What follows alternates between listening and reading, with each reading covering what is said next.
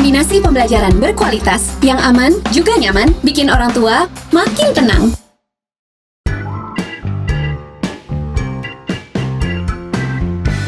Selamat datang di Ruang Dara. Kalau ditanya apa perbedaan paling mencolok yang saya rasakan saat tinggal di luar negeri dan di Indonesia, maka jawabannya di Inggris nggak ada suara speaker masjid. Perkara suara speaker masjid ini belakangan ramai lagi sejak sebuah media internasional bernama Agence France Presse atau AFP yang berpusat di Paris, Prancis, mengeluarkan liputan berjudul Piety or Noise Nuisance, Indonesia Tackle Calls to Player Volumes Backlash.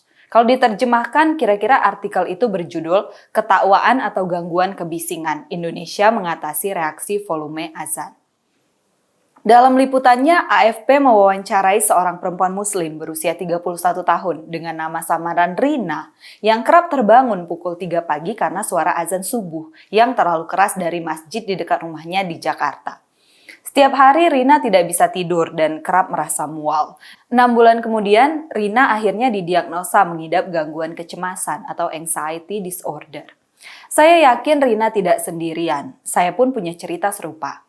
Di bulan Februari 2021, sehabis liburan Natal dan Tahun Baru, saya memutuskan kuliah online dari Jakarta karena Inggris sedang lockdown.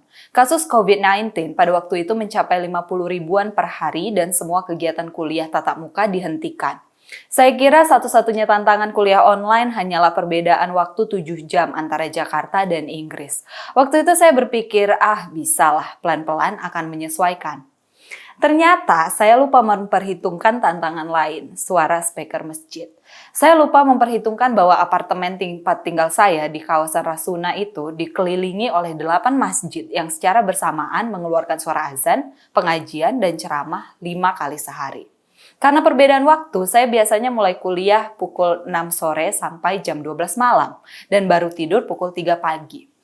Ketika baru mulai terlelap jam setengah 5 pagi, saya sudah dibangunkan oleh suara speaker masjid yang memutar ayat-ayat Al-Quran. Lalu dilanjutkan dengan azan dan kadang-kadang ada ceramah yang disiarkan dengan speaker besar. Saya baru bisa tidur lagi mungkin pukul 7 pagi. Begitu terus setiap pagi. Nggak berhenti di situ. Suara speaker masjid dari 8 masjid di sekeliling tempat tinggal saya juga kerap bocor saat saya sedang kuliah online. Biasanya kuliah saya bertepatan dengan azan maghrib. Tiap kali saya berdiskusi di kelas melalui Zoom, ada background suara azan yang kadang-kadang menenggelamkan suara saya. Saya sampai sering merasa nggak enak dengan teman-teman sekelas. Pembelajaran saya jadi kurang optimal. Akhirnya, saya cuma tahan 3 minggu kuliah online dari Jakarta dan memutuskan kuliah online dari Oxford saja, meski di sana sedang lockdown dan lagi musim dingin. Mungkin para penonton Cokro TV juga punya cerita-cerita lain tentang suara speaker masjid. Kalau ada, boleh tulis di kolom komentar ya. Tapi poin saya, banyak orang yang terganggu dengan suara speaker masjid. Apalagi di tengah pandemi seperti sekarang, semakin banyak orang yang harus bekerja atau belajar dari rumah, sehingga butuh suasana yang kondusif. Rata-rata rumah di Indonesia tidak dilengkapi dengan tembok tebal kedap suara seperti di kantor-kantor. Namun tidak banyak orang yang berani bersuara karena takut mengalami nasib yang sama dengan Ibu Meliana di Tanjung Balai. Kita tentu masih ingat bagaimana Ibu Meliana dipersekusi dan dipenjarakan dengan tuduhan penistaan agama hanya karena ia berkomentar soal speaker masjid dekat rumahnya. Nggak cuma Ibu Meliana, artis Zaskia Adiameka juga sempat protes soal toa masjid yang terlalu berisik saat membangunkan sahur di bulan Ramadan. Pada waktu itu, Zaskia baru saja melahirkan bayi laki-laki. Apa iya dengan begini jadi tidak mengganggu yang lain yang tidak menjalankan sahur? Komentar Zaskia. Hasilnya tentu saja Zaskia dihujat oleh para netizen. Dua kejadian ini adalah presiden buruk, seolah-olah orang yang mengkritik suara speaker masjid dicitrakan sebagai orang yang anti-Islam. Padahal tidak demikian. Kritik terhadap speaker masjid adalah soal kualitas hidup yang terganggu karena suara bising. Makanya di banyak negara penggunaan speaker masjid dibatasi dengan ketat.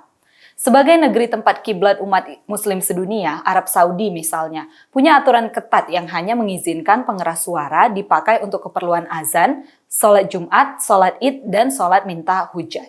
Aturan ini diberlakukan karena suara yang timbul dari kegiatan masjid yang menggunakan pengeras suara menjadi tumpang tindih dengan masjid lainnya. Lalu di Mesir, Menteri Wakaf Muhammad Goma melarang penggunaan pengeras suara masjid untuk menyiarkan sholat tarawih dan ceramah agama selama bulan suci Ramadan tahun 2017 lalu. Meski tidak melarang azan lewat pengeras suara, Goma menjelaskan keputusannya itu bertujuan agar umat Islam dapat beribadah dengan khusyuk tanpa harus terganggu oleh pengeras suara yang saling tumpang tindih. Dikutip dari The Arab Weekly, lebih dari 100.000 masjid menggunakan pengeras suara yang dinyalakan pada saat yang bersamaan. Menurut Kementerian Wakaf, pengeras suara ini saling bersahutan, membingungkan, dan bahkan merusak kesucian bulan Ramadan. Di Lagos, Nigeria, bahkan lebih ekstrim lagi. Pihak berwenang di wilayah Lagos tak segan-segan menutup 70 gereja, 20 masjid, dan 10 hotel, pub, dan klub malam terkait suara bising yang ditimbulkan mulai dari nyanyian di gereja hingga azan masjid yang menggunakan pengeras suara. Keputusan itu tak lepas dari upaya kota Lagos untuk bebas dari suara kebisingan pada 2020. Lalu bagaimana regulasi pengeras suara di Indonesia? Pada tahun 1978, Dirjen Bimas Islam Kementerian Agama mengeluarkan Instruksi Direktur Jenderal Bimbingan Masyarakat Islam tentang penggunaan pengeras suara di masjid, langgar, dan musola. Pengguna pengeras suara harus terampil dan bukan hanya coba-coba atau masih dalam tahap belajar, sehingga tidak menimbulkan suara bising atau berdengung yang dapat menimbulkan antipati atau anggapan tidak teraturnya suatu masjid. Instruksi tersebut juga menyatakan jika saat sholat subuh, asar, maghrib, dan isya boleh menggunakan pengeras suara. Sedangkan untuk sholat zuhur dan sholat Jumat, semua doa, pengumuman, khotbah menggunakan pengeras suara ke dalam, bukan keluar. Sayangnya instruksi soal pengeras suara yang ada dalam situs Kemenak itu hanya menjadi pedoman dasar dalam menggunakan pengeras suara. Tidak ada sanksi yang tercantum dalam instrumen itu bagi masjid yang melanggar. Sehingga jika merasa terganggu dengan pengeras suara, maka yang bisa dilakukan adalah membicarakannya secara kekeluargaan dengan pengelola masjid setempat dengan mengacu pada instruksi Kemenak tersebut. Oleh karena itu, Ketua Dewan Masjid Indonesia atau DMI, Jusuf Kalla, mengatakan bakal berkoordinasi dengan Menteri Agama Yakut Khalil Qaumas untuk mengatur penggunaan sistem suara atau sound system masjid di Indonesia. Ini adalah langkah yang patut diapresiasi. Kebijakan ini juga tidak akan langsung sehari jadi karena ada 750.000 masjid di seluruh wilayah Indonesia. Masjid ukuran sedang bisa mempunyai selusin speaker eksternal yang melantangkan azan 5 kali sehari. Tapi rencana koordinasi DMI dengan Kementerian Agama ini mesti kita kawal hingga betul-betul terlaksana, supaya Indonesia menjadi rumah yang nyaman untuk seluruh pemeluk agama. Buat penonton Cokro TV, setuju nggak dengan rencana standarisasi speaker masjid ini?